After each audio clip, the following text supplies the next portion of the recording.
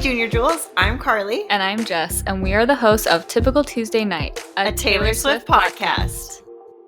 Hi, guys. Hello. Welcome back to the Typical Tuesday Night podcast. I'm Jess. I'm Carly.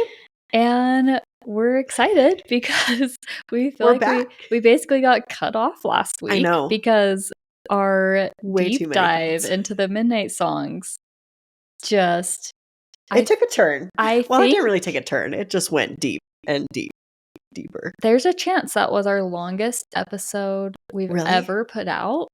And we didn't get even close to that. Yeah, to what we not thought. Even close. So we were like, we got to change our plans. We got to make this 2 episodes. Yeah. Well, the song deep dives was supposed to already be 2 episodes, but the relationship needed to be broken up into 2 episodes. Which I think was the right choice. Yeah. Also, because I think I said after, I was like, I did not think we would talk about Joe that much, but like, duh. Of course. It was like basically his breakup album. Yeah. And we, these are song deep dives. We got to do them justice. We can't just breeze over them. 100%. So 100%. We're back. We're ready to keep going. Yes. And hopefully it's a little bit not as depressing. Yeah. As the last week's was pretty depressing. Honestly, last week's was a roller coaster. Yeah. I was like, here's a great song. Oh, and depressing. And here's a funny moment and depressing. Yes. So. Okay, but we got to talk about our shirts really quick. Yes. Because we're wearing our merch. Yes. If you guys have not seen, also we're on YouTube. What? If you didn't know, we're on YouTube. So you can see our shirts, but this one's probably like one of my favorite ones. But it just has like the little broken heart, the little like stars, and then the back says, I am so productive. I cry a lot. Oh my gosh. I cry a lot, but I am so productive. It's an art. I did that the last time I was supposed to talk about it. So it's so cute. Like the colors, so like on the back too. It's just so fun. Like all the bright colors. It's like really girly and cute. And it just like, I love it so much. I wear it all the time. I know. It's so cute. I am also wearing one of our shirts. I'm wearing the podcast shirt. So it has our podcast logo on the back, which we're obsessed with. It's our so branding. Good. It's so fun. Yeah. It just says Typical Tuesday Night. It looks in just big like letters. this in the middle of our purple and blue. studio. And the blue is so good. It's the perfect blue. It's such a pretty blue. And then it has on the front this little like jewel heart symbol that we kind of use as like a junior jewel symbol. So fun. So if you haven't gotten one of our shirts yet, we do have sizes that are selling out. Yeah. So and we will not be restocking these. These are get it now or get it never.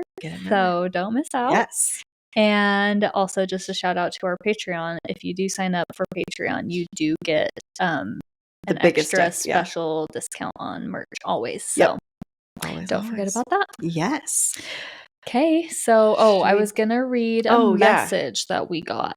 We always like to read like a DM you guys send us or a review, and I don't know how we missed. I know when you were this DM. We are sorry, guys. Pretty on top of it, and I was like, wait, I didn't even see this. It's from Michaela. She sent it on Instagram. It says, "Hi girls, hope you're keeping well.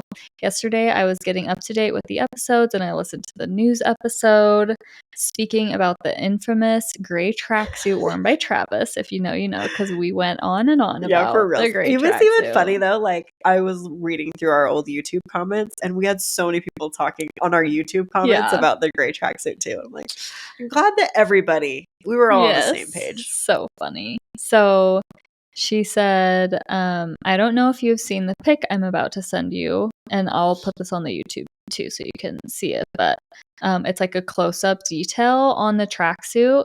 And she was like, I think it's clearly a nod to a certain album that we've been clowning for with a certain, stolen version, black and white cover, essentially a nod to Reputation TV. And she was like, in my opinion, there's gray in there as well. And she said, just read what's written on the Dior tracksuit that Travis wore. Also, I love that's like he's showing up in a gray tracksuit, but it's Dior. I mean, we both said it was a choice. It was a choice. It was a clear choice. It was. He knew what he was doing. Yeah. She said, Travis, because read what it says. It says Dior, and then it says for my real friends, which is totally my a lyric. real friends. Yeah. They read whatever. I literally even just This looked is it why up. we can't have nice things. A toast to my Here's a real toast to my real friends. They don't care about the the he said, she said. And she was like, That is interesting. she was probably laughing so hard when he showed her. Probably. So See, and it's even more of a choice than we thought. Yes. We thought it was a choice, but it was a choice. A choice. And yes, and Michaela said she's loving the Midnight series. So, well, so glad you're loving it. Yes. And it's now fun. We can continue. Yeah. We really need to just jump in, right apparently, because so much to talk about. Sometimes I'm like, oh, it's fun to like chat about stuff like before we get into the episode, because I just love chatting about Taylor, and I think it's interesting to listen to people chat about Taylor. But nope, today we're focused. We're ready. Yeah, we are in. We are here to go. Okay, so we're going to talk about Midnight Rain first, and this one, who knows? Honestly, there's so many opinions out there on who this is about. So I always said I thought it was about Taylor Lautner. Mm-hmm. Is that what you? Okay. When I was doing some research, I saw a lot of people also strongly believe it's about Tom Hiddleston, which kind of surprised me, but I do see some of the things. I think, and we'll see, because like I say these things and then we chat about it. I'm like, no, okay, never mind. I actually do think it's about her high school boyfriend. Yeah. Yeah. The more that I like look at some of these lines. So, I feel like this song especially is kind of, she was reflecting on like her journey and like getting to know herself, and like she really just, she knew she wanted fame. Mm-hmm. She wanted to be big. She wanted to be famous. She wanted to do this full time. And she realized that like that meant getting rid of nice guys. Yeah. In a way. Mm-hmm. Because like a lot of those kinds of relationships, they wanted two things, and she couldn't, she didn't feel like she could have both yet. Yeah. I also thought this was really interesting. Somebody mentioned that they felt like the reason they believe she uses that man's voice is because maybe a past boyfriend had like said those things to her. Mm. And so some people were like, I think the song's actually about Joe, which I do not agree with that. But they were like, I could see Joe saying some of these things. And I just thought that was kind of interesting. So, okay. So a lot of people do feel like it's about Taylor Lautner. So we're going to talk about him first. So, I mean, it does scream nice boyfriend, which was Taylor Lautner. Yes. A lot of people also think the whole, like, where is it? The jumping off things in the ocean was like totally related to Twilight. So a lot of people were like, oh, his character would like jump off and like turn into a wolf or whatever. Related to Twilight. Also, just, where was it? Let's see. Like, my boy was a montage, a slow motion love potion. I broke his heart because he was nice. He was sunshine. I was midnight rain.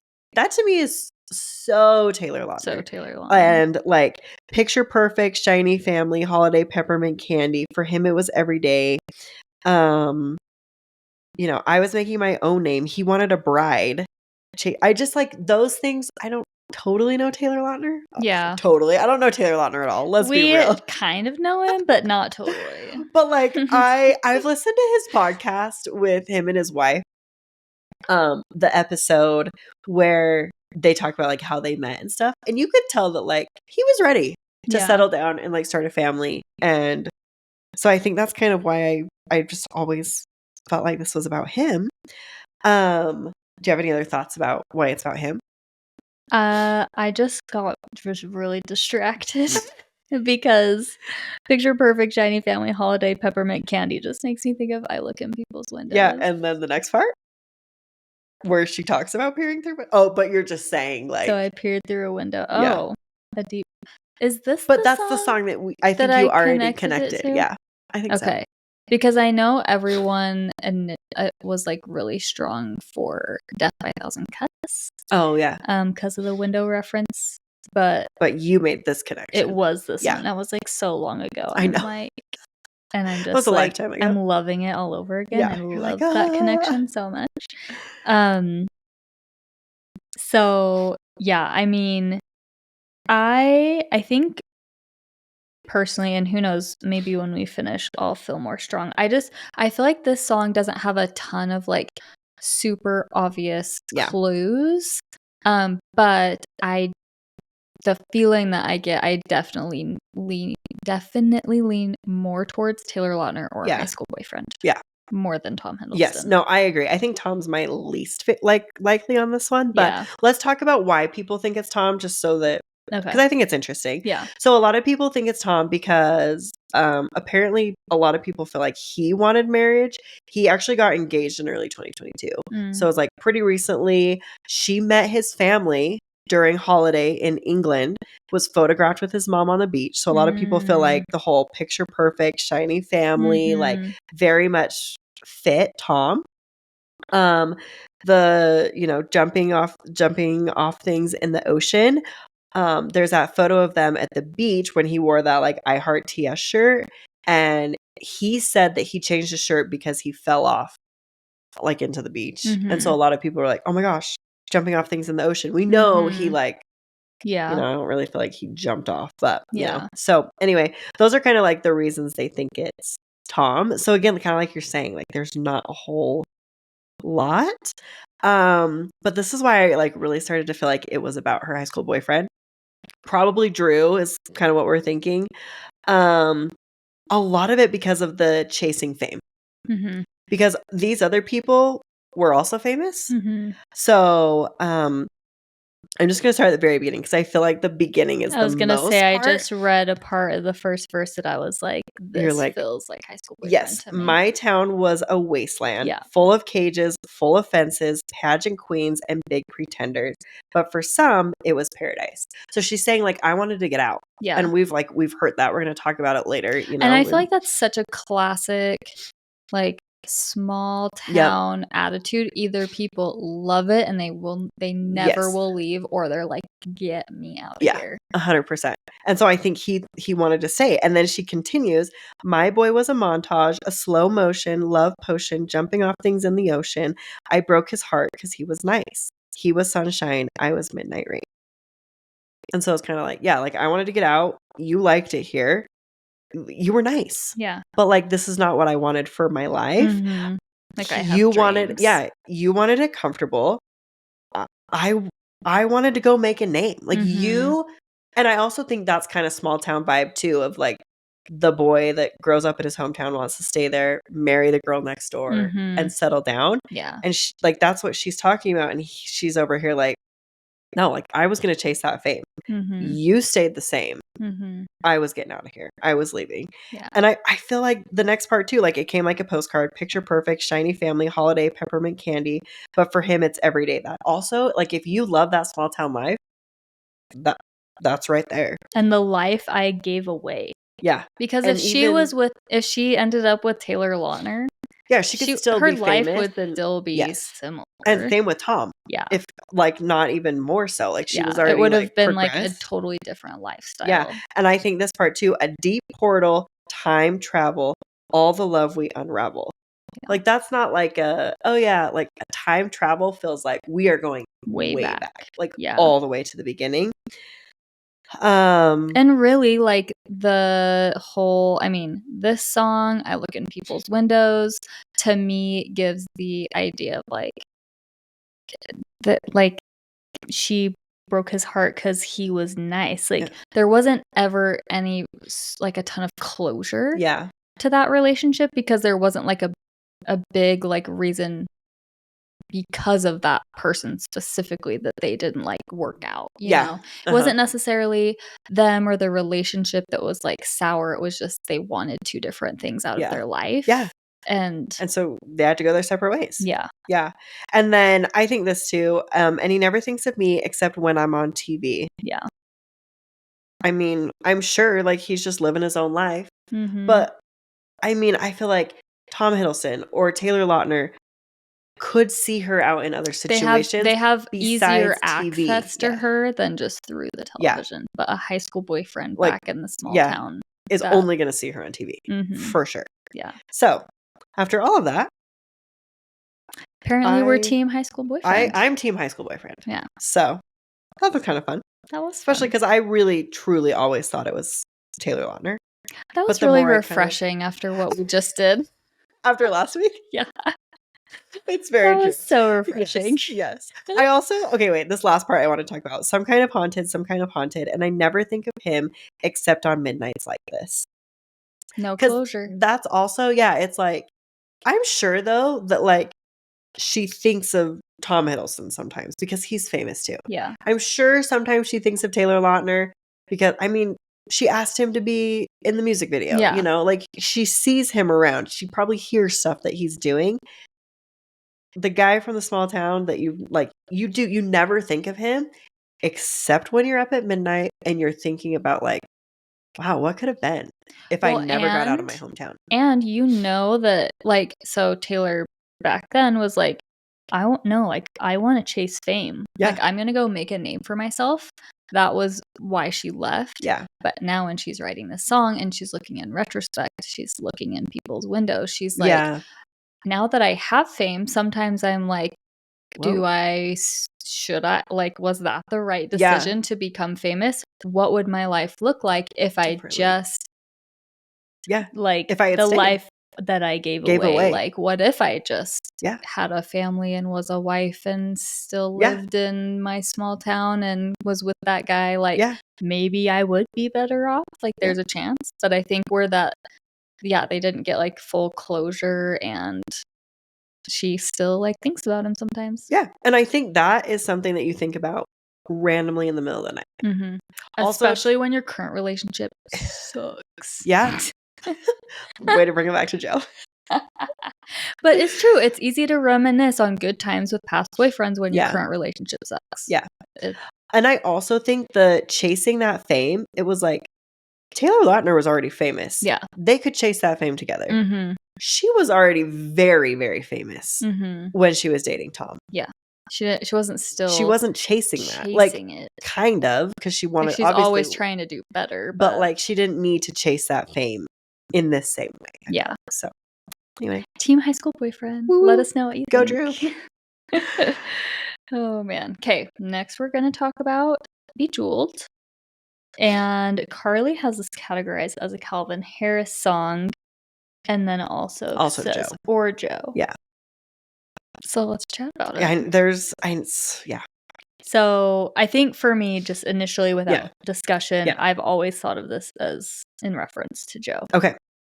But see, and I think for me, when I first heard it, I was still in the like, her and Joe are great. This is not a Joe breakup album song. So I was like, this has to be about Calvin. Yes. So like that was initially, but now when I listen to it more, I'm like, okay, wait, like there's some Joe stuff in here. Like I could see it. And that's why I think I was talking to you before we started recording. I was like, I need to know more about Calvin because a lot of these songs, I'm like, Joe and Calvin kind of give me similar how they treat Taylor vibes. Mm-hmm. So which is which? Yeah. So anyway, let's see what we come to the conclusion. And I don't think we even need to come to a conclusion, but.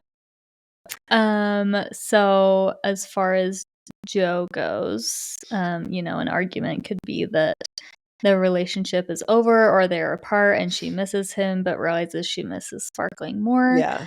And she wanted a quiet life, but she thought she wanted a quiet life, but no, she's like I'm ready to sparkle. Yeah. I miss sparkling. Yeah. Because I think for a little bit she did think like maybe I don't need that in my life. Like maybe I can just be content to be out of the spotlight and be home with Joe. Yes. So I'm curious. I don't know. Do we talk about Calvin? Do you want to talk about? Do you want to do the Calvin argument first? Yeah, sure. Okay. I mean, I think we know, like, the other thing. Okay, we know that Calvin didn't treat her super great. Mm-hmm. She had lots of anxieties in that relationship. I have always believed. Now, I think, and this is why I have a hard time because I feel like Joe and Calvin have similar ways they treat Taylor. So I think some of these songs, like I'm going to bring up Tolerate It, I have always felt like Tolerate It was about Calvin. I also do feel like there are lots of similarities about how Joe treated her that relate to Tolerate It. Yeah. But I feel like this song has really similar vibes in a completely different way it's written that Tolerate It does. Yeah. Of like, you just put up with me. You don't care. You don't let me sparkle. You don't let me shine. Like, you're almost holding me back. Yeah. And you put me in the basement when I want the penthouse. Yes, exactly. And so we'll start some of the lyrics like, baby love, I think I've been a little too kind. Didn't notice you walking all over my peace of mind in the shoes I gave you as a present. I will say, though, in the shoes I gave you as a present feels very Joe coded to me. I could see her buying shoes for Joe and not necessarily for Calvin. Yeah.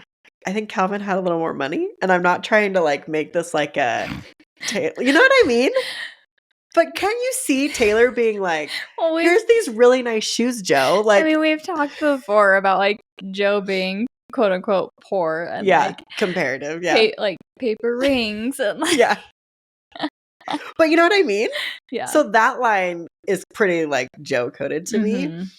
Even the like putting someone first only works when you're in their top 5. But I don't think she was necessarily in Calvin's top 5.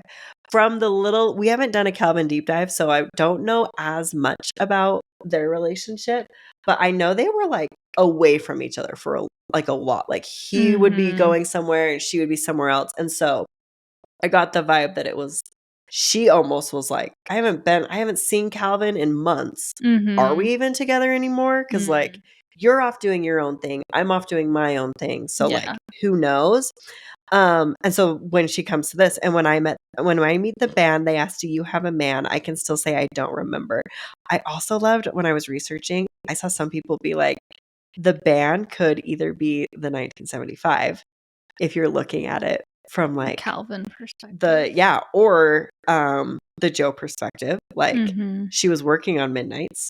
With the 19, well, I guess Matty, but I love this one. People are like, we think the band is the Haim sisters. So like she's gonna go hang out with her friends. When I meet the band, they ask like, so are you and Calvin still together? Are you and Joe still together? And she's like, I don't even remember it like at this point. Like I don't know. Yeah. Because like one, I haven't, I don't remember gives me more Calvin vibes because it's like, I don't know. I haven't seen him in months. We don't talk very much. So, and then I wanted to bring up the baby boy. I think I've been too good of a girl. Did all the extra credit, then got graded on a curve. It's like she works so hard and always does way more than she needs to. And she's like, I've tried to be the nice girl. I've tried to be the good girl. But like, that's just like expected of me. And then it's like, she just kind of like gets screwed over by people. Yeah. Because she's a nice girl. Like not even with like relationships, but like her label or like, you know, Scott or Scooter. It's just like, she does all of this extra credit and then just gets graded on the same curve that like everybody has. Yeah. Sucks. And then let's see. Sadness became my whole sky. Is just another thing though that I'm like, it could be Calvin, but like that kind of screams Joe to me a little bit. And then the just because he was high made me think Matty. Yeah. So, but then, and we're dancing all night. The whole dancing thing really makes me, whenever I hear her talk about dancing, I think of Calvin and Tom or like Joe, you know, like one of those. So I don't know. Those are kind of like the main themes that I think, but I don't know. It's one of those to me that it could be either way. I just have always believed it was about Calvin because I didn't necessarily think it was a Joe breakup album. Yeah. Yeah. I think I'm pretty Team Joe. Yeah. Still. So are you thinking this was written like when we assume they broke up in the spring? I think it could be, yeah. Okay. Either because I feel like, and we don't actually, we obviously like we don't know when they truly did break up. Yeah. But yeah, with You're Losing Me being written end of 2021, I think that even when I feel like she still could have written a song like this before they were done. Oh, for sure.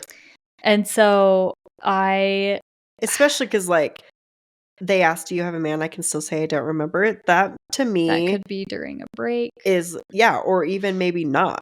You're just, like, curious, like, should I break this off? Like, I don't really want to be in this relationship anymore. Yes. Like, I've never thought of this in this way, but it kind of feels like a dig. oh, no. Which part? They ask, do you have a man? Oh. Like, and Yeah. like, well, he doesn't act like one. Yeah. I've never That's thought an of interesting... it like that until now. Yeah. I don't know. I haven't either, but it totally could be. Yeah, instead of, like, are you still in a relationship? It's like, so is he acting like a man or not? I think it's interesting wording to use. They ask, do you have a man? And I can still say, yeah, I don't remember. that line's always been really interesting to me. I can still say I don't remember. To me, that feels like that's during their, like, break period. Okay. That, like, spring, summer, fall time in 2022. Because, you know, it could have been a break. And she had said in another song about, like, the space I needed. So, like, it probably was more of a break than a breakup, and then a reconciliation. Okay. It was probably more like a separation. Yeah.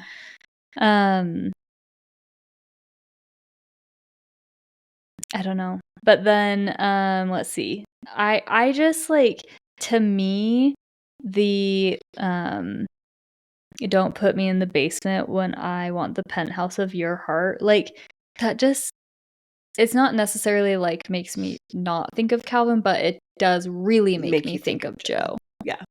And I was laughing when you brought up, like, the Matty. Oh, yeah. Because I had that same thought. Yeah. Of sapphire tears on my face, sadness became my whole sky. That's another line that makes me think of Joe. Yes. And referencing, like, guilty as sin of, like, drowning in the Blue Nile. Like, she felt like she was, like, sadness. Like, that's all that she was experiencing was sadness. So sadness became my whole sky. It's just so funny because, but some guy said my aura's moonstone, which, just because he was high, which totally sounds like Matty. Oh, yeah. And it's hilarious that she would describe him as some guy. Yeah. She probably had to, though. Yeah. If that is the case. I've always, like, imagined it of, like, she's somewhere out with friends and she's having, like, she's actually going out and having fun and kind of, like, realizing, like, actually, this is, like, I do love to go out and I do love to do these things.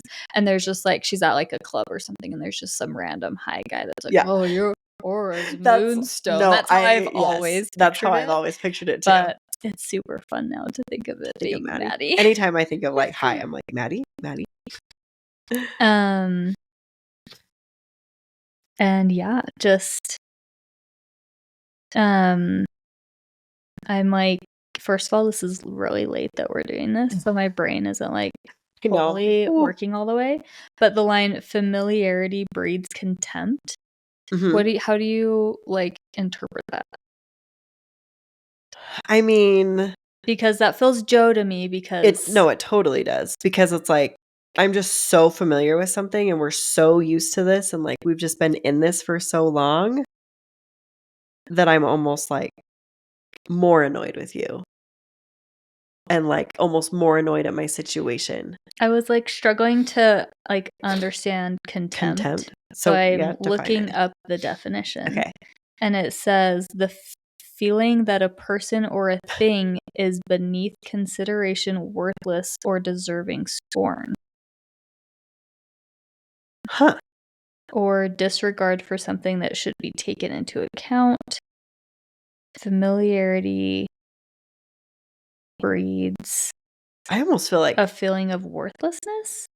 So I'm kind of laughing because we've, like, talked about this before and it's kind of like an off the wall connection, I feel like. But it's like how we talk about like, oh, just the red bodysuit. Like, been there, done that, seen it 100 times, tired of really, when you look at it, it's like incredible. But because we're so familiar with it, we're so used to it, we're like less impressed by it and less like interested in it because it's become so familiar and like old news.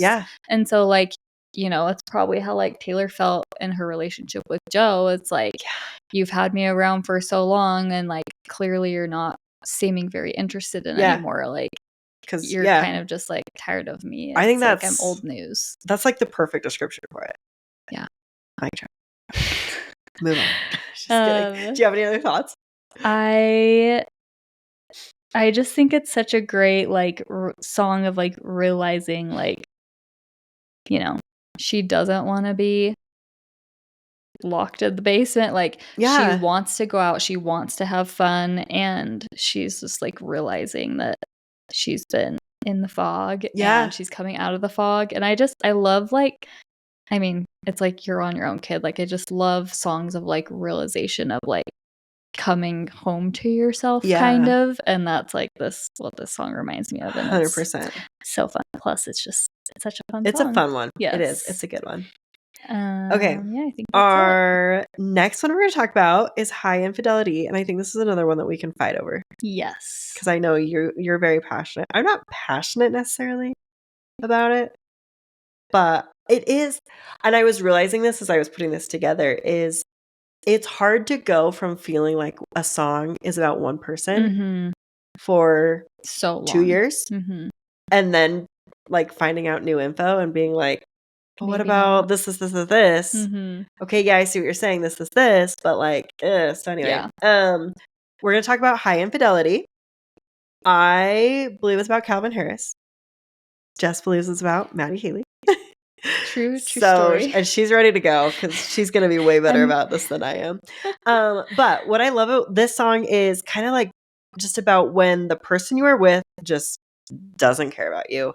And you feel trapped in a relationship that you don't want to be in. You're just like slowly killing each other, which I think she had with Joe. And I do think she had with Calvin. Like, we know that they were, anyway, she needed the getaway car. So there's a lot of people that strongly believe that this song is about her, like, quote unquote, emotionally cheating on Calvin with Joe on April 29th, 2016. It was kind of like nothing happened, but like we know she had like a huge initial crush on Joe. That was also the day that the song This Is What You Came Here For was released.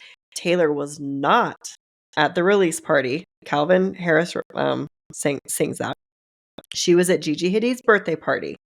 After that birthday party, she went to the Bowery Pub on Sunset and Vine, which we've talked about in our Joe Deep Dive, which is also named in the song Gorgeous. I also found this interesting. I did not realize this. She played a mashup of High Infidelity and Gorgeous on April 29th, 2023. So I just thought that was kind of interesting. If you also, I feel like, believe that like Bejeweled, which I just talked about, is about Calvin, then you can also make the connection like she doesn't remember if she has somebody because they've been like drifting apart for so long, almost like with the quote of like dancing, they're dancing around the truth, which is like you don't really tell like an outright lie about what you're doing, but you're like kind of evading the question, carefully choosing what you say to avoid the truth. So I don't think she necessarily cheated. She was just kind of like dancing around it. Couple of things with, I think, Put On Your Records and Regret Me. I bent the truth too far tonight. The records part feels very Calvin Harris to me. Because he's a DJ. Yeah, Matty Harris. Oh my gosh. Matty Healy is also really into music though. So I think like I can see that. And like the Put On Your Headphones and Burn My City, Your Picket Fence is Sharp as Knives. That also very much almost screams like, so Put On Your Headphones, very Calvin Harris to me. Burn My City, Your Picket Fence is Sharp as Knives screams Calvin to me. It feels like angry almost, and we know how he acted after they broke up, especially in regards to the song about like, this is, you know, what, or this is what you came here for. And then she says, do you really want to know where I was April 29th? So a lot of people believe like, she's like, this is when the end happened. Like, you don't want to know why I was not with you at this release party. Let's see. Storm Coming, Good Husband, Bad Omen, Dragged My Feet Right Down the Aisle, At the House Lonely, Good Money. Oh, that's the Matty part that I was going to talk about, but we'll finish my Calvin and then we'll go back to that. Let's see. I'm just like, I have so much to say, and I'm just trying to, like, I'm holding letting back. it finish. Yes. I'm letting you have your turn. Yeah, I just really don't think she was writing this many songs about Matty Healy yet. I just really don't. I know people do.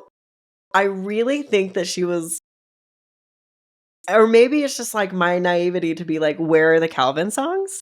And I think I'm just looking for them, I guess, too. But do I really have to tell you how he brought me back to life too? Like, that's the thing, is a lot of these could fit either way. Like, she kind of left Joe to go be with Matty because she was in a bad relationship. She left Calvin to go be with, Joe eventually, but Tom to get out of a bad relationship. Like, she's had this situation happen twice, and I see these going either way. So, one last thing before you go. I thought this was so cool. Someone mentioned that they think like the word high infidelity could actually be a play on the word high, as in HI. And so it's like two ways to say it. Like, high infidelity is like she was just flirting. So it was just above cheating. She wasn't actually cheating. It was like a higher form of infidelity. She has higher standards than that. Yeah. But a lot of people could also say it's kind of like you're saying hi to infidelity. You're like toying with that line of like, maybe I should be like unfaithful. I don't know. But I also saw a lot of people say tolerate it fits in here, which I also believe to be about Calvin, but I know you believe to be about Joe. So there we go. Go ahead. Tell me why. I mean, I have multiple spots on here that I'm like, this is about Matty, this is about Matty. So yeah, and yeah, I mean, I'm starting at the beginning of the song, and you have I've marked parentheses it. Of Matty. Lock broken, slur spoken, locks broken, guilty as sin. I guess, can we agree that guilty as sin, before I start, can we agree that guilty as sin and fresh out the slammer are about Matty Healy? Yes, okay. Yes. So, and then, so this to me again is another like fresh out the slammer type song. So like, it's technically about Joe, like leaving Joe to go. Like she wants to get out of the relationship with Joe. Yes, to go with Matty. So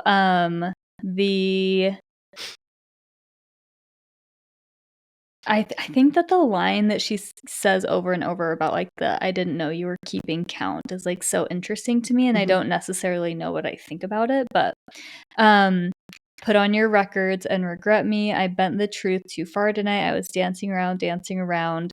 I mean, you said it, like it could be like she's toying with infidelity. I've always thought of like the term high infidelity as like kind of like you said, like, yes, unfaithful, but it's not like not the quite worst. Yeah. You know, kind of like the Joe thing we were talking about. Like, they're not sleeping together, but she's thinking about him all the time. She's fantasizing about him all the time. Guilty as sin. Yes. And then I don't know when to bring this part up. Okay, I'll just go in order. Do you really want to know where I was April 29th? Yeah. Do I really have to chart the constellations in his eyes? Which we've always said, like, she talks about starry eyes, and like we've connected that kind of to Matty. I also feel like she talks about Joe's eyes a lot too, though. Yeah. So starry-eyed. Call it what you want. Yeah. I know what you're talking about. You know. Everybody just scream it. That's fine. And then, like, you brought up it's interesting that she did the gorgeous and High High Infidelity mashup. I like forgot about that because do you remember the mashup that she did? That's why I was like, I thought it was interesting. Yes. It almost made me well, go ahead. You say your. So we had done this like Matty Healy deep dive and like talked about High Infidelity potentially being about Matty, and I was like pretty convinced. And then like literally not that much after, like less than a month, Taylor Swift goes and plays a mashup of High Infidelity and Fresh Out the Slammer.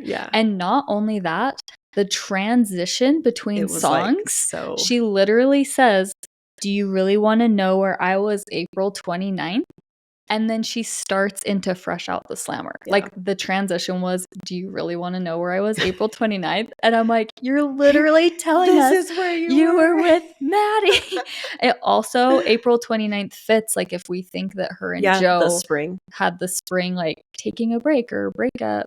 And, you know, like maybe when they were getting back together in the winter and maybe he like was asking her about like, we were on a break, but like, were you with Matty when we were on a break? You know? Oh, for sure. And that's what I was going to say with this. This is one of those that personally, I feel like it's about Calvin. But when she came later down the road, she realized like either like both of them kind of fit together, or she realized like this actually really works for Matty too. And that's why like initially she played Gorgeous and High Infidelity. And then it was like a year later, she's like, but guess what, you guys? This also really fits with my Matty Healy stuff. So here's a Matty Healy. Just drop that in there. I don't know. Also the line "Storm coming, good husband, bad omen." Dragged my feet right down the aisle. At the house, lonely, good money. I'd pay if you just know me. That feels like Joe for so sure. much. And then obviously, seemed like the right thing at the time. You know, there's many ways to kill the one, or you know, there's many different ways that you can kill the one you love. The slowest way is never loving them enough. That to me screams Joe. More than Calvin, mostly just because I feel like we have more information about Joe. Yes, and like their relationship was like long enough. I just don't feel like you could feel that way in a relationship as short as with Calvin, especially where they weren't together a ton during their relationship. Even like I just feel like though too, that was her longest relationship at that point. And so when she's looking at it, she's probably just like, okay, well, like we've been dating over a year. Like you're just killing me by like this is like such a slow and painful death. And now she's looking at it a year later being like, I thought that was a slow and painful death. Like, man, this with Joe was what a slow, painful death was like. Like I had no idea. That's kind of how I feel like with that. And also like, if we think about this as like, You're Losing Me was written in 2021 and this is spring of 2022. I mean, she said in You're Losing Me, like, basically, like, I'm dying. I'm gray. I'm for sick. Sure. My heart has stopped. And then she says, do I really have to tell you how he brought me back to life? I don't know. For sure. And then I think that's all because it just kind of says like the same stuff again. Over, I do find all the wording for any of the relationships that it could be about, just like using dragged my feet right down the aisle at the house, lonely, good money. Like when I think of that and I don't think of Taylor Swift, I just think of it for what it is. I think of a wife who's kind of like a trophy wife. And she just she's sits like at when clearly, obviously, Taylor is not a trophy wife. Yes, she doesn't need anyone else's money. Like she's not like, well, I'm with him because it's good money. And then also where was the other one? I don't know. Just like the very detailed descriptions that I don't feel like make a ton of sense for Taylor Swift. Yeah. I don't know. No, it's totally true. Well, it's interesting too, because like the drag my feet right down the aisle feels so weird for me to have her say, especially about Joe. Yes. Because I'm like, you guys weren't even, and maybe that's what she's saying is like, I'm like, if we got married, like we'd be dragging our feet. Cause like I don't know. It just feels like something feels so weird about it. Like kind of like we were talking about how it feels more comfortable to stay, even though it's hard. Like you're not happy in it, but like it's what you've always wanted, and like, and it's familiar, and I don't know. I love this song though. It's a good one. I really like this one too. So, all right, should we move on to one we agree for sure is about John Mayer? If you don't agree with us, you can stop listening. Just skip ahead. I am trying to think. I'm like, have I ever seen anybody claim? Yeah, I think everybody knows this is about John Mayer. Yeah. Yeah, I don't think anybody that I've seen. I'm sure somebody out there does, so feel free to message us. Yes. Because I'd be really curious who else you think this is about. I know. Okay, so we're going into Would've, Could've, Should've. I love this song so much. It's a good one. Oh. It's not one that I like just choose. Yeah. But when it comes on, you can't help but sing it like so passionately. And you just like feel for her so much. I will say this was one I listened to a lot when it first came out though.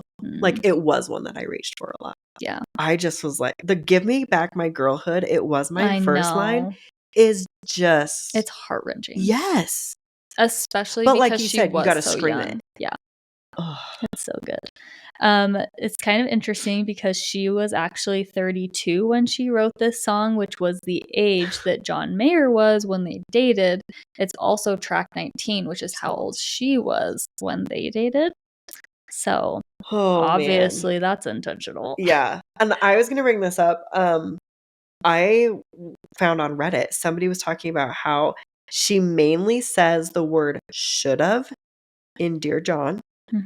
Doesn't really say it a lot in Would've, Could've, Should've. In Would've, Could've, Should've, she like uses a lot more of the like, well, so in Dear John, it's almost like the trauma that she had of like, I should have known. I should have done this. This should have, like, it should have been this way. Yeah. And now that it's been years back, she's like looking and saying like, wait, I would have looked away. Like, if this was me, like, I never would have danced with the devil. Like, she's using a lot more of like would haves and could haves. And she took the should haves for that title from Dear John. So it's like another connection between the two. When somebody said that, I was like, whoa, that's cool. Interesting. Yeah. So some of the lyrics, I would have looked away at the first glance, like you were just saying. I mean, honestly, this like whole first part, I didn't like mark it all, but like if you would have blinked, then I would have looked away at the first glance. If you tasted poison, you could have spit me out at the first chance. If I was some paint, did it splatter on a promising grown man? And if I was a child, did it matter if you got to wash your hands? Ooh. That yeah. is just, I mean, we're not trying to do any kind of convincing, but just so clearly it's referencing her and John's relationship, which is just, it's like so cringy. Yeah. All I used to do was pray, would have, could have, should have. If you never looked my way, I would have stayed on my knees. And I damn sure never would have danced with the devil at 19. And the God's honest truth is that the pain was heaven. I love that line. I know. Because I'm sure she like felt that way. She was like, what was I doing? But honestly, what were you doing is like really what it comes down to. And she's like, if I would have realized, if I would have been 32, like if I would have been looking back, like I would have never done this. I would have never done this, or I would have done this. But she looks back and she can be like, but like truthfully, like that pain and everything that happened, like at 19 was like heaven to me. It's I'm so sure she just felt relatable. like she was on this high of being people with this guy that she was like in love with. She's like with this. I mean, he's a legend at that point. He's with this. She's with this musical legend that people are attracted to. Yeah, and almost like probably at that time to her, he probably felt very out of reach. And so the fact that he was giving her like any time of day was probably like huge for her, and probably, I mean, for sure blinded her good judgment. You know? I'm sure. Yeah. And so. Well, even then, because she goes on to say, and now that I'm grown, I'm scared of ghosts. Memories feel like weapons. And when you say like clouded her judgment, I feel like it's lasted for years. Like I'm sure she looks back and she's like, those memories in my head like feel like weapons in my life. Yeah. And I think that like this is why people talk about like be careful about sleeping with people when you're young. Yeah. Because like until you've like done that more, you don't like totally realize like the mental and emotional like either good or bad it can do for you in a relationship. And so you can be like kind of blinded by that and that you're enjoying doing that. But then when you're out of it and it was like a bad situation, when you're looking back at it, you're like, wow, that was like, that really messed me up. Yeah. You know? Oh, yeah. Well, and then she goes, and now that I know, I wish you'd left me wondering. Like, why was this like, no. Yeah. Like, I didn't want to explore this. Yeah. Yeah. Oh. And I think, you know, there's just, I mean, she's 19. I mean, she's been in the industry for a little while at this point, but like she's still very young. Yes. She's very naive. She, you know, she's just giving everyone the benefit of the doubt. Yeah. Like she probably hasn't super experienced up to this point, like men that are super, like, super crappy. Yeah. Like, yeah, had breakups and stuff, but not like this. Yeah. Not like with a man. Yes. Like that's what I'm trying to say. And you expect more from a man than a boy. Yes, 100%. Like you're dating, you know, Joe Jonas and he breaks up with you in like a few second phone call. Like, okay, you roll your eyes and you're mad at him because you're, you know, 16 years old and you're like, this stupid idiot teenage boy is dumb. You're 19 and you're dating a 32-year-old. You have a higher expectation from them. I do think it's interesting how much like religious words are used in this song. I mean, we do know that like Taylor grew up a little bit more religious than maybe she like is now. Yeah. And like, I don't know. It's almost like sometimes when I listen to this song, it almost feels like a turning point for her when she comes says, to you're religion. a crisis of my faith. Yeah.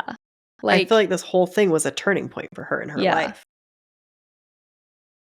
Sorry, keep going. I was like trying to be like, I'm just I'm like trying to process in the moment. Like, I don't know. She just uses it so much, you know. She says like, and the God's honest truth that the pain was heaven. God rest my soul. I miss who I used to be. The tomb won't close, which is interesting. Stained glass windows. It's like she's almost using religion, spirituality, whatever, as like the past her, like the past version of herself. And it's like, that's who she used to be. Yeah. And it's like, now that she's past that, it's like she can't go back. I don't know. I will say the like religious imagery has always, I understand it, but no, because I'm still kind of confused by it. Like it makes sense in the song, but I'm also like, why did you choose to use those? Like I see the connection, but I don't understand why you chose that connection, I guess. Maybe partially because at 19, she probably still was pretty religious, and doing what she was doing maybe was like going against some of her Like, her beliefs or beliefs like growing how up. she was raised. Yeah. And so she feels like she betrayed that part of herself for something that was not worth betraying that part of herself to I like that. do. I don't know. Yeah. Okay, I also really I love the line, "And if you never saved me from boredom."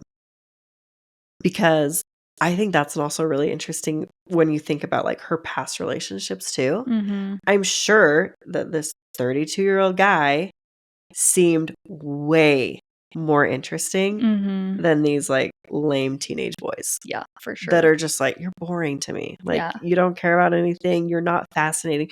You're not like a musician in the way that, like, John Mayer is a musician. Like, let's talk about stuff. Like, let's really, you know?" Yeah, get into it. Oh. And then 2 more things that we gotta talk about. I regret you all the time. Ugh. That line, the fact that you would or could say that about somebody is so sad. Yeah. Years later, what, 13 years later? Yeah. And she's like, being like, "Hey, I regret you." Yeah. All the time. Because I think that is so sad. When you break up with someone and like you're fresh in those feelings, you regret it. Yes. But then years down the road or whatever, you can look back and you can appreciate or you can see Like, what you learned. or like see that person was meant to be in your life at that time. But like she is saying like, No.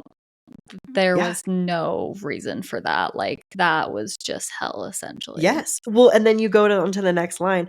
I can't let this go. Like you said, like she should be able to be like, okay, I've moved on. Yeah. Moved past it. No, I can't let this go. I fight with you in my sleep. Another awake in the night. The wound won't close. I keep on waiting for a sign. I regret you all the time. It's like she's still waiting to, like, I don't want to say get over it. Because I think it's almost like she's not going to get over it, but she's just moving forward. She's like always going to be like regretful of what happened and her being in that situation and him putting her in those situations. I think part of it, because I'm thinking, I make some connections between like her relationship with John and her relationship with Jake. Yes. And I think the main difference, because like I don't think she feels this way about Jake. I don't, yeah. And I think the difference is that when she looks back on her relationship with John, she like it was so almost like violating and like traumatic that it more affected her, like her spirit, her like inner core. Where like with Jake, it was just like a really upsetting breakup, but it didn't feel slimy. It didn't feel violating. It didn't feel manipulative. Completely altering. Yeah. Yeah. Oh, I mean, we just got to finish out these lyrics just because they're so good. But if clarity's in death, then why won't this die? Like she needs clarity so bad. Yeah. Years of tearing down our banners, you and I, living, and I love this line, living for the thrill of hitting you where it hurts. Like to me, that's almost being like, I knew exactly what I was doing when I wrote Dear John. Oh yeah. And I love it. I love it so much. And then give me back my girlhood. It was mine first. Oh, my heart. That line too, I was reading somewhere, I think it was Reddit, and somebody was saying like that line, give me back my girlhood, it was mine first, is such a good like thesis statement for the entire Speak Now album. Because that was like her last chance of like sweet, loving, longing love songs. And like she was still in that like phase. And then all of a sudden it was like, wait, I've lost my girlhood. And then you get songs like The Story of Us, Haunted, like Dear John. And she's just like, oh, I am never going to be the same. Like, bye-bye to my girlhood. Yes. That's so like, true. That's it. That's so true. And I was like, that's so sad. It is sad. Because you see that switch. Yeah. If you think of the Fearless album. Yeah. Like Love Story. Oh, yeah. Fairy Tale Love. Yes. Love Story. You Belong With Me. High School. Yeah. It was very like, that vibe. You know, carefree kind of like not so picturing serious. Like a future love that's like perfect. Yes. And then it's almost like Fearless. Yeah. It's almost so like teenage girl Yeah. love, and hopeless romantic. she like took that, or he Yeah. took that. He was just like, no, like you can't write about this anymore, basically, because like you're not gonna experience that. Like you are gonna view love completely different now because Oh I'm my like, gosh. because of what happened. My goodness. Breathe in, breathe deep. Rough. Rough. For real, so that one is rough. That one is. Oh man. Okay, well, we are going to take a quick ad break to talk about Wally phone cases. If you guys don't remember or you haven't heard us talk about these, Carly, if you're on YouTube, you can see our cute cases. Carly has used Wally for years and years. Like 2018, I think. Yeah, because you know the owner. Yeah, I have known that Carly has used them for a long time, and I have wanted one for a long time, and I just got one a couple months ago. Yeah. And it is life changing. It's life changing. It's life changing. I'm obsessed with the loop on the back.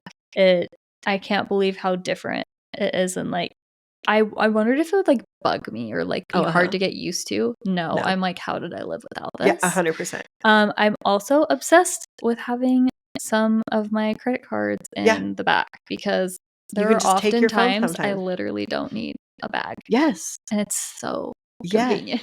Oh, it's so nice. That's why I love it. And this is so silly, but this is totally a thought I've had of like, wow, this is so convenient.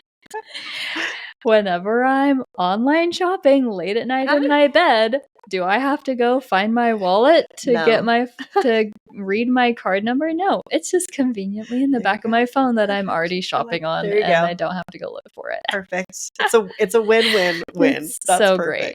Well, and they recently came out with the detachable one, so it's magnetic.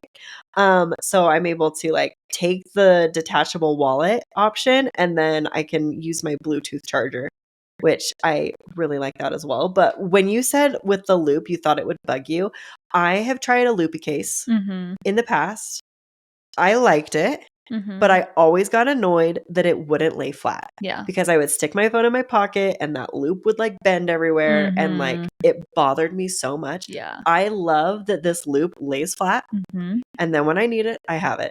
And then when I lay it flat, it slides right into my back pocket. Yeah. It's never felt different in my pocket or anything. No, absolutely. Yeah. So I love it so much. Yes. But yeah, we've had some of you send us like which pictures of like which case that you bought, and you guys are loving it too. So we're so glad that you guys are a fan. And don't forget, we have a discount code for you. It is TTN for 10% off your order at wallycases.com, and we'll link that in the show notes too for easy access. But that's TTN for 10% off. Yeah. Okay. Now I come to my section. Matty Healy or Harry Styles? I will never know. My favorite section. Yes, that is Except I'll be at war with myself. So off guard. I'll be at war with myself. That's true. You will. We'll just let you do a podcast episode about debating yourself. Okay, first up, we're gonna do Maroon. Interesting. I mean, we do research for these episodes, obviously. We deep dive into a lot of different areas. One that I really like to do is Reddit, because I really like to see what majority of people believe these songs are about. Yeah. There was quite a few people that just thought it was like about a broken friendship. And so they were saying, yeah, it's Karlie Kloss. Yeah, I have heard people, but is that a broken friendship or a broken romance? Yeah. So I have heard the Karlie I don't believe it, but before. Just wanted to throw it out. I was shocked at the amount of people that thought it's about Jake Gyllenhaal. I can't. I'm so sorry. They're saying it's because it's maroon and red. Yeah. Like the connection. Sorry. I can't do it. Like literally your roommate. I'm sorry. Jake Gyllenhaal does not have a freaking roommate. No, he doesn't. Like, no. Cheap. Your roommate's cheap ass screw top rosé. That's not Jake Gyllenhaal. No, he like has $1 million right couch or whatever. Is that? Yes. Yep. So sorry, I just can't. I try to see like how I'm supposed to, view this song. Can't get it. Can't Okay. do it. Others actually thought it was about Joe. So they were saying verse 1 is like their relationship, verse 2 is the breakdown, and like the chorus is them fighting. Okay. So I had never heard that. Thought it was kind of fun. I don't think I need to go into it more than that. Yeah. So let's talk about Harry and Matty. Do you want to start us off? Yeah. Oh, wait, before you do, I didn't know maroon has a double meaning. I remember. I feel like we looked this up. Yeah, I right? can't remember what it is, but that sounds familiar. So marooning is the intentional act of abandoning someone in an inhibited area. In an uninhibited area. An uninhibited area, yeah. Okay. So I just thought that was kind of interesting. As like, if you were to maroon somebody, you're like kind of abandoning them. Which I feel like Harry did. It's so romantic. Oh, yeah. It's stranded. All right, go, Jess. Which do you want to talk about first? Harry or Matty? I like just spraying this on you. I can start. Okay. Let's just go through some of the like key points and we can talk about whether we think it's Matty or Harry. So when the morning came, we were cleaning incense off your vinyl shelf because we lost track of time again. I mean, I've always thought that was Harry, but I wouldn't be surprised if that was Matty. Yeah. Laughing with my feet in your lap like you were my closest friend to me feels more like Harry. Because I feel like Taylor's interest in Matty in the early days was very brief. And Harry's was not. Yes. Harry's was a longer and like you were my closest friend. Like that feels way more Harry to me than Matty. That feels more like a two, like we're in an actual relationship, not like a little, I mean, to say situationship, that they're like trying to figure things out. You might like him, he might like you, maybe you hook up a little bit. That doesn't feel like closest friend to me. How do we end up on the floor anyway? You know, your roommates. We already talked about that. That honestly could be either of them to me as well. But did you know very Harry. Did we know that Matty Healy was born in 1989? I think so. I forgot that. I was thinking that some of these lines, like, because we lost track of time again. How do we end up on the floor anyway? Your roommate. It just feels like young love. Yeah. Kind of. And I think because Matty's so gross, he just seems old. He seems old, so I didn't realize that like he's barely the same than Taylor. I was like, so anyways, but yeah, it still feels like Harry to me. Yeah. Well, and even like the one I was dancing with in New York, no shoes. I mean, I really do think that that's Harry. Like it just feels Harry to me. Well, and we've connected it when we did our Harry deep dive to when she was on X Factor. Oh, yeah. And he went and picked her. He like picked her up and spun her around, and everyone's like, "What's going on?" I also think the burgundy on my t-shirt when you splashed your wine into me. Somebody. Oh, I should have written it down. Oh, let's see. Oh yeah, let's see. Harry.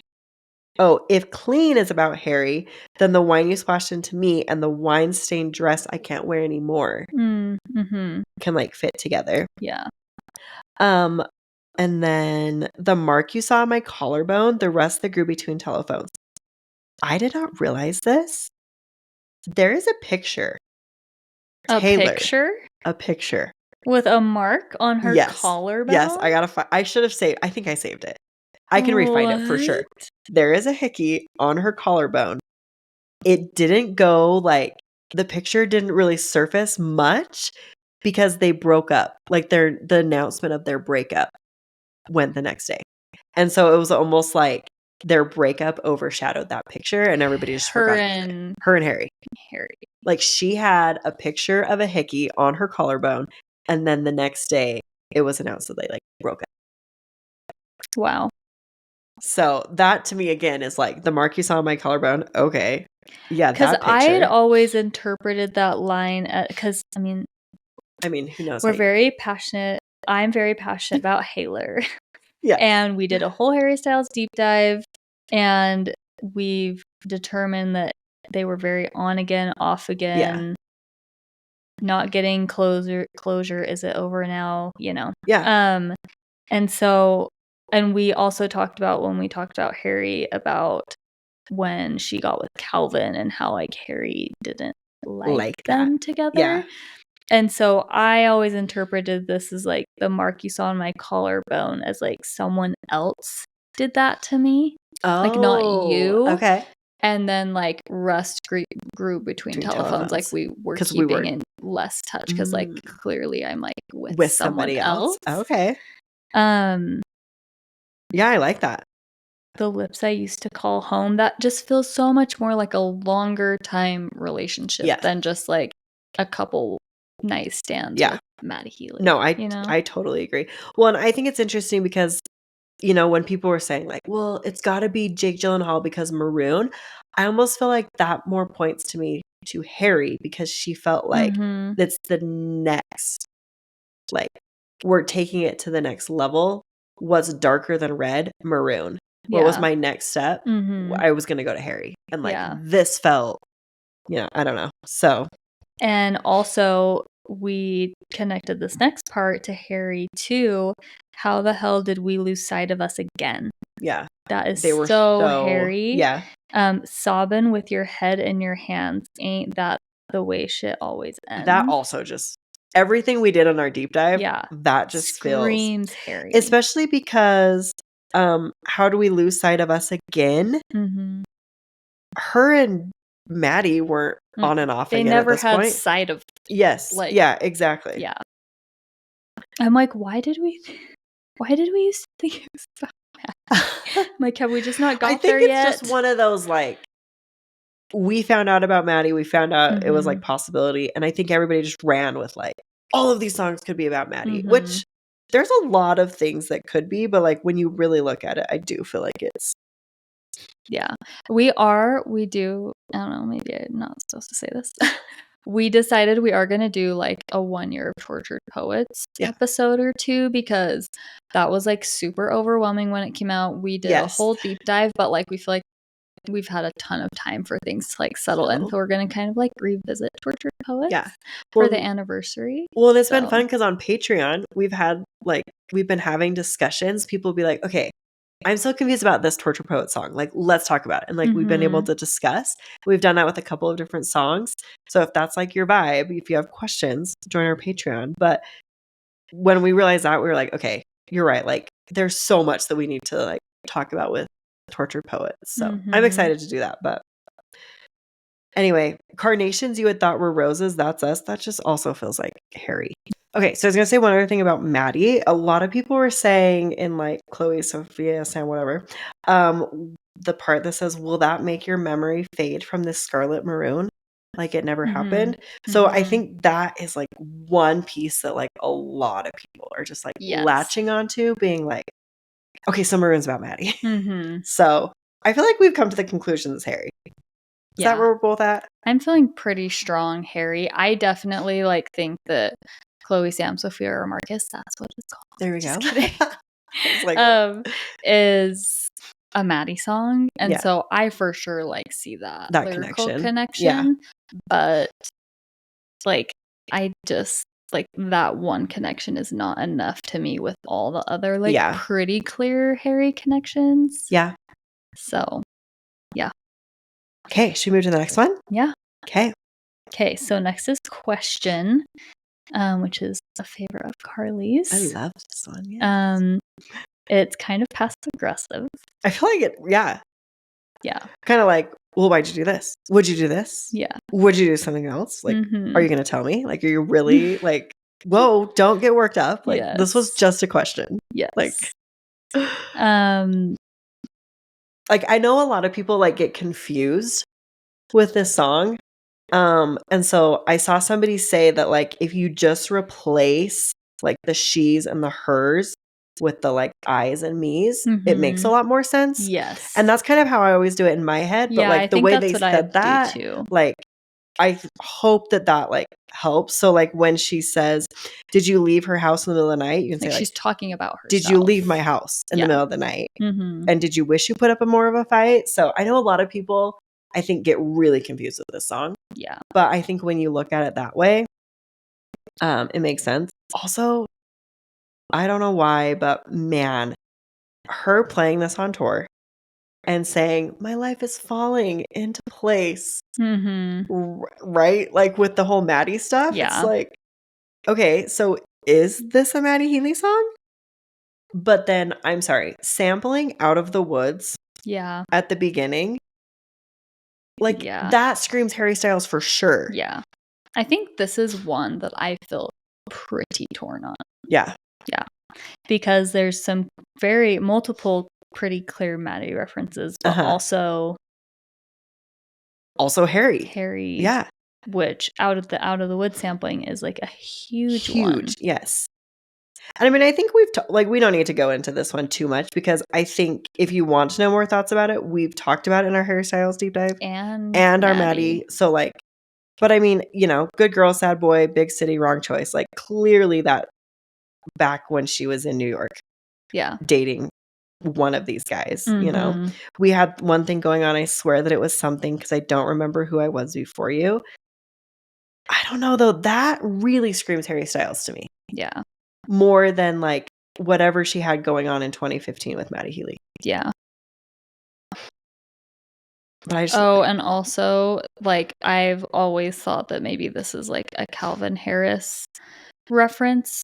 The like she was on your mind with some meathead guy that you saw that night. But which is something we'll talk about in the next music deep dive. You could still point that to Harry or Matty because she was kind of with either, both of them slightly before she was with Calvin. Yeah, that's a good point. But isn't there like that? Isn't there like an award show footage of like her when she's with Calvin and like Harry is like not happy about it or something? Do you remember that? I don't remember. I feel like I don't remember that. Yeah. So once again, we just got to go re-listen to our own episodes. Yes. Also, did you leave her house in the middle of the night? Did you wish you'd put up more of a fight? When she said it was too much, do you wish you could still touch her? That also, well, I was about to be like, that's so Harry coded to me. Because I feel like we, in our deep dives, really talked about like late at night, leaving houses, sneaking around at their houses, like fighting. That was very much Harry Styles. But when she said it was too much, could see how she would say that to Matty.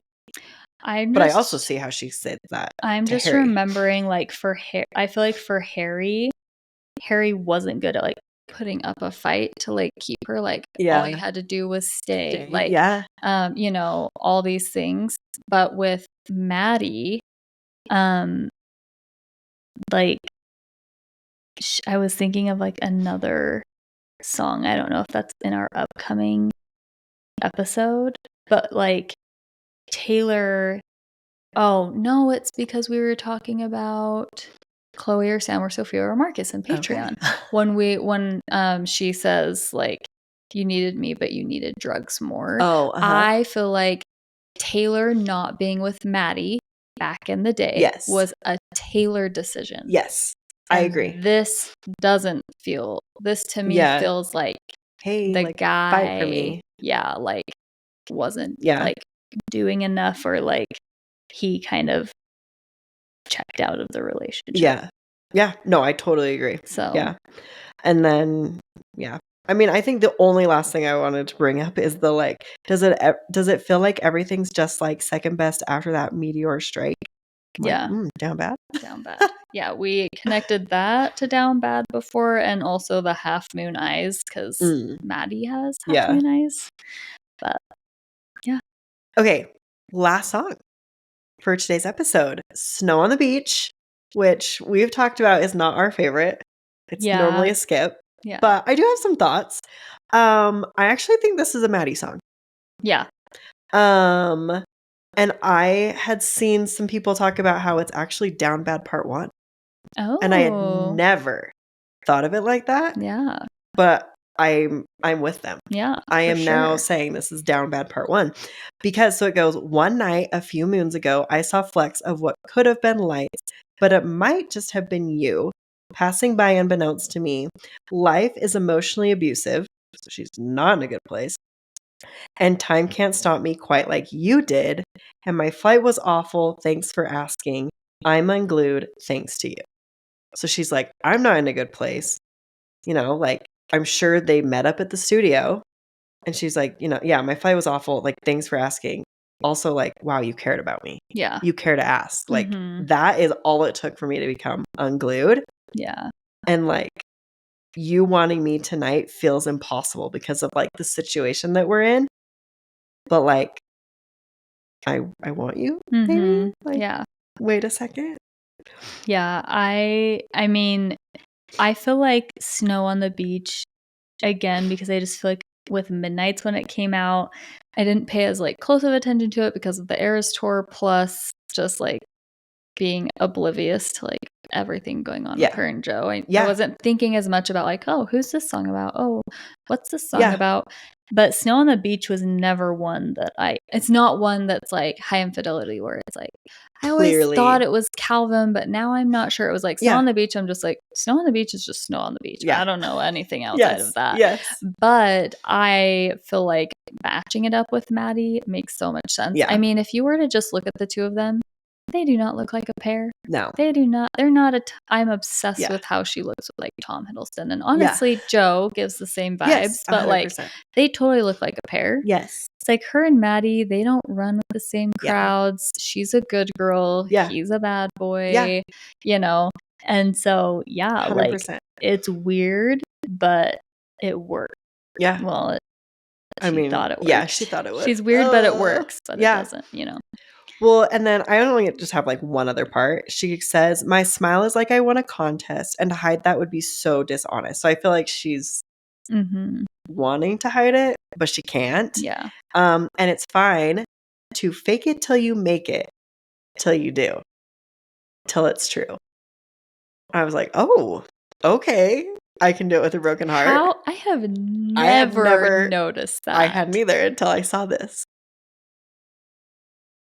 Wow. I know. That's like a word for word situation. So dang. Anyway, I just feel like the best way to wrap that up is being like, meh, here we go. Kind of down bad part 1. Like, she's starting to admit and dream about Matty.